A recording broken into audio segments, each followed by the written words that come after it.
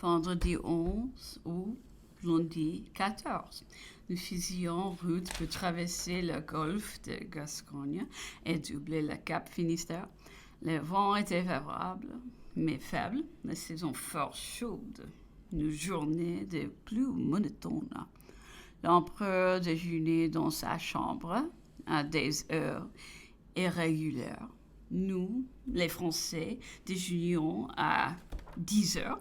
À notre manière, les Anglais avions déjeuné à 8 heures, à la leur.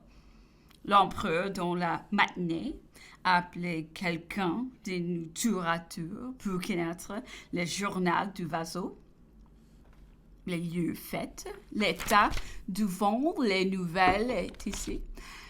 Il lisait beaucoup, s'habillait vers 4 heures et venait alors dans la salle commune. Il jouait aux échecs avec nous. À 5 heures, l'admiral venu de chambre quelques instants auparavant, lui, disait qu'on était servi. Tout le monde sait que l'empereur n'était guère plus d'un quart d'heure à dîner ici. Le deux services seulement tenaient d'1 heure à 1 heure et demie. C'était pour lui une des contrariétés les plus pénibles, bien qu'il ne témoignait jamais rien. Sa figure, ses gestes, toute sa personne étaient constamment impossibles. Cette cuisine nouvelle, la différence des maîtres, leur qualité, n'ont jamais obtenu ni approbation, ni rebut. Jamais il n'a exprimé ni désir, ni contrariété. Il était servi par deux valets de chambre placés derrière lui.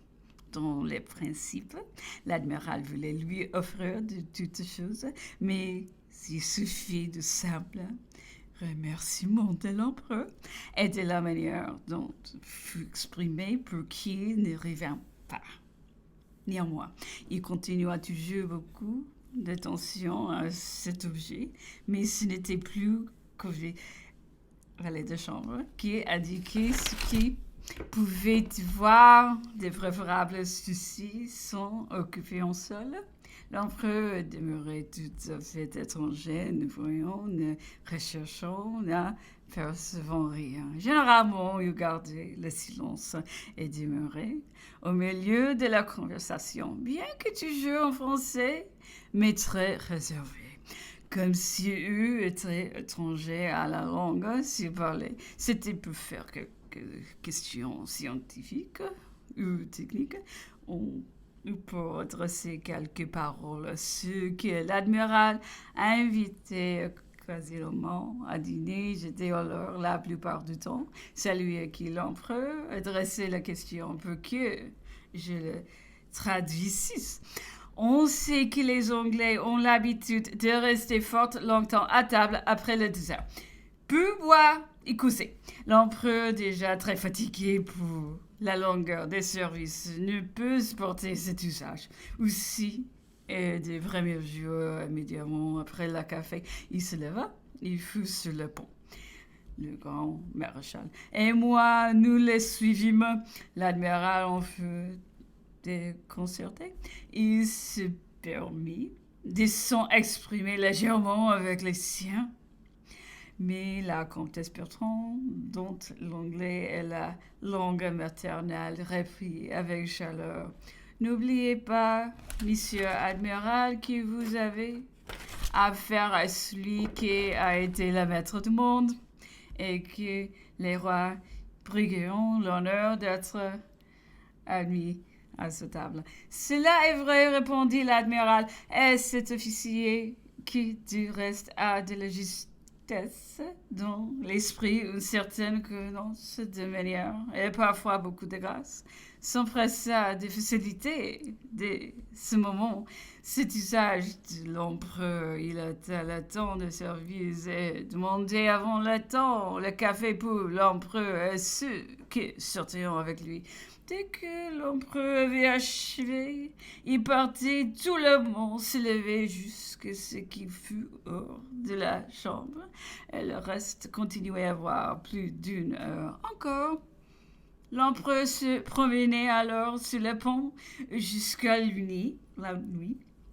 Avec le grand maréchal et moi, c'est devint une chose de tous les jours et consacrée. L'empereur rentrait ensuite dans le salon et nous nous mettions à jouer au 21. Il se retirait d'ordinaire au bout d'une demi-heure. Mardi 15 août. Dans la matinée, nous avons demandé à être admis près de l'empereur. Nous sommes entrés tout à la fois chez lui. Il n'en devinait pas la cause. C'était sa fête. Il n'y avait pas pensé. Nous avions l'habitude de le voir ce jour-là dans des lieux plus vastes et tout remplis de sa puissance. Mais nous n'avions jamais apporté de vœux plus sincères et des cœurs plus pleins de lui. Nos journées se ressemblaient toutes. Le soir, nous jouions constamment au 21. L'admiral et quelques Anglais étaient parfois de la partie. L'empereur se retirait après avoir perdu d'habitude ses 10 ou 12 Napoléons. Cela lui était arrivé tous les jours parce qu'il obstinait à laisser son Napoléon jusqu'à ce qu'il en eût produit un grand nombre. Aujourd'hui, il en avait produit jusqu'à 80 ou 100. L'admiral tenait la main, l'empereur voulait laisser encore pour connaître jusqu'à quel point il pourrait atteindre. Mais il crut voir qu'il serait tout aussi agréable à l'admiral qu'il n'en fut rien. Il eut gagné 16 fois et eut pu atteindre au-delà de 60 000 Napoléons. Comme on s'extasiait sur cette faveur singulière de la fortune en faveur de l'empereur, un Anglais observa que c'était le jour de sa naissance et de sa fête. Mercredi 16 ou lundi 21. Nous doublâmes le cap Finistère le 16, le cap Saint-Vincent le 18. Nous étions par travers du détroit de Gibraltar le 19 et nous continuâmes le jour suivant à faire voir le long de l'Afrique vers Madère. Notre navigation ne ferait rien de remarquable. Toutes nos journées se ressemblaient dans nos habitudes et loin l'emploi de nos heures. Le sujet de la conversation se pouvait offrir quelques différences. L'empereur restait lutte la matinée dans sa chambre. La chaleur était grande. Il ne s'habillait pas et souvent il demeurait à peine vêtu. Il n'avait point de sommeil et se levait plusieurs fois dans la nuit. La lecture était son grand passe-temps. Il me faisait venir presque tous les matins. Je lui traduisais ce qu'est l'encyclopédie britannique ou tous les livres que nous avions pu trouver à bord continent sur Saint-Hélène ou sur les pays dans le voisinage desquels nous naviguions. Cela remena naturellement sous les yeux mon atlas historique. Il n'avait fait que l'entrevoir à bord du Bellerophon et auparavant ils n'en avaient qu'une très fausse idée. Ils s'en occupaient 3 ou 4 jours de suite. Ils s'en disaient enchantés. Ils ne révélaient pas de la quantité de choses qu'ils y trouvaient, de l'ordre et de l'à-propos dans lequel se présentions. Il n'avait eu jusqu'à la digitale nulle idée de cet ouvrage. C'était la carte géographique seule qu'il parcourait passant toutes les autres. Ma map monde, surtout fixée particulièrement son attention et son suffrage. Je n'osais lui dire et lui prouver que la géographie était néanmoins la partie faible, qu'elle présentait beaucoup moins de travail à défendre, que les tableaux généraux et les tableaux généalogiques étaient bien supérieurs. Les tableaux généraux pouvant être difficilement surpassés par leur méthode, leur symétrie, leur clarté et la facilité de leur usage. Et les tableaux généalogiques présentant chacun isolement en petite histoire entière du pays qu'ils concernant. Ils en étaient tout à la fois et sous tous les rapports, l'analyse la plus complète et les matériaux les plus élémentaires. L'empereur me demandait si cet ouvrage n'était pas employé dans toutes les éducations, s'il eût connu des idées.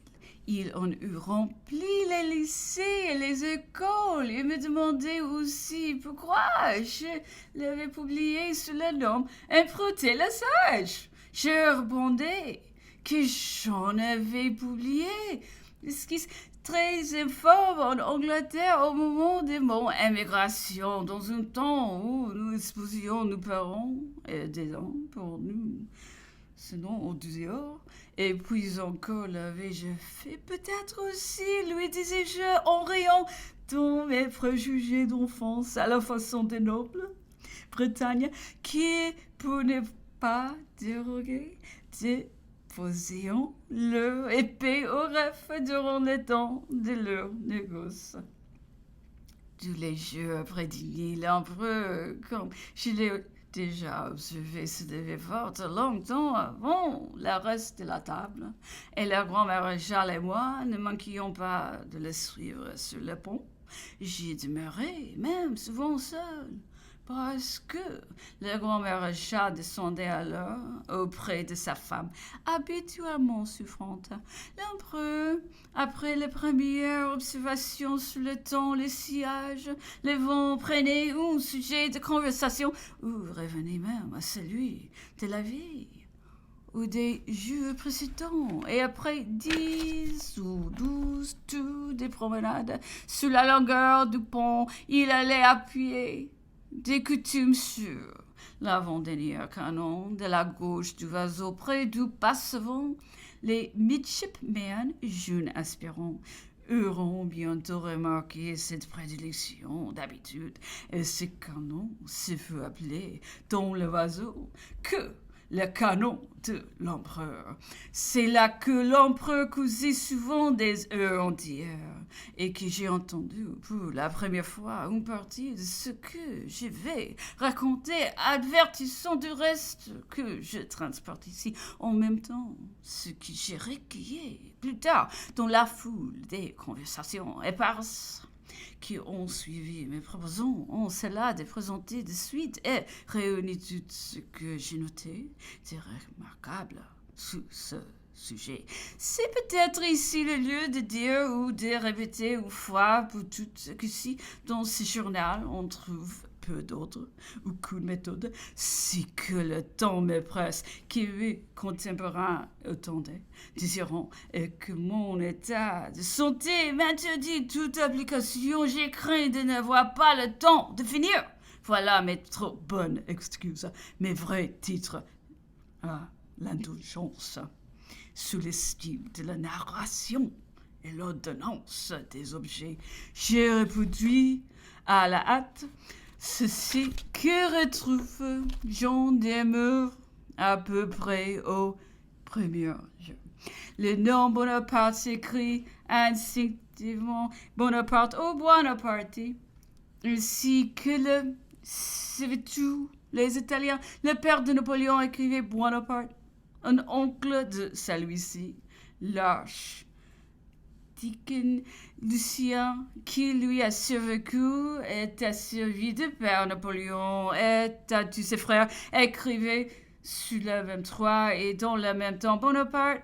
Napoléon, durant toute sa jeunesse, a signifié Bonaparte quand son père, arrivé au commandement de l'armée d'Italie, il se donnait bien de garder d'altérer cette orthographe qui c'était plus spécialement la nuance italienne, mais plus tard, est au milieu des Français, il voulut la franciser et ne signa plus que Bonaparte. Cette famille a joué longtemps un rôle distingué dans la moyenne Italie. Elle a été puissante à Trévise, où la trouve inscrite sur les livres d'or de Bologne et parmi les patrices florentins.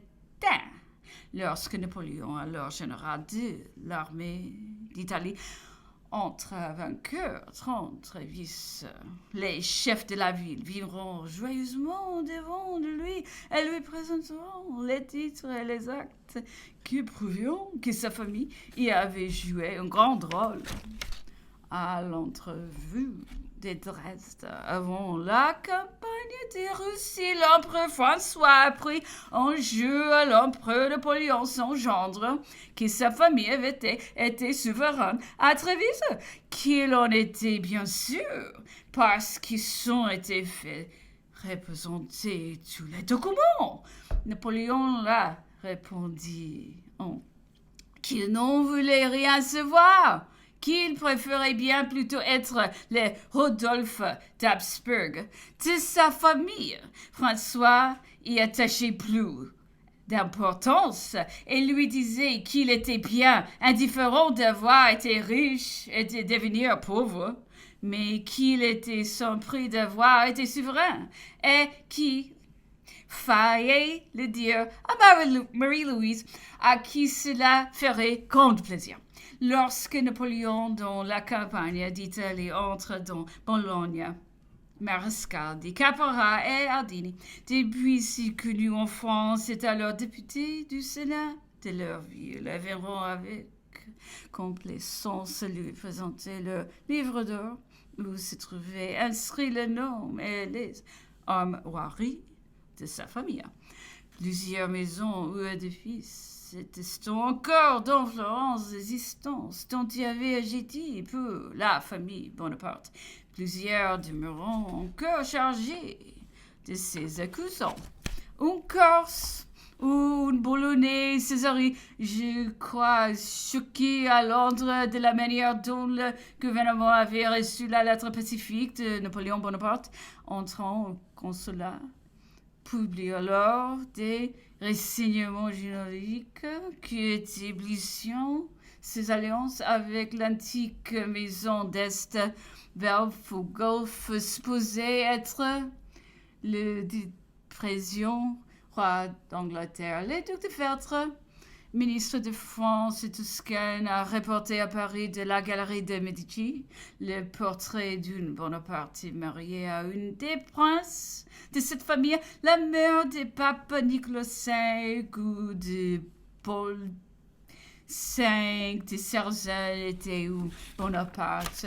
C'est un Bonaparte qui a été chargé du traité par lequel s'est fait l'échange des Livournes contre Sarzeau. C'est à Bonaparte auquel, à la Renaissance des lettres, on est redevable d'une des plus anciennes comédies, celle de la Veuve, qui est la bibliothèque publique à Paris. Lorsque Napoléon, à la tête de l'armée d'Italie, marchait sur Rome et recevait à Tolentino les propositions du pape, un des négociateurs ennemis observa qu'il était le seul Français qui, depuis le constable de Bourbon, eut marché sur Rome, marque ce qui ajoutait, disait-il, à cette circonstance quelque chose bien bizarre.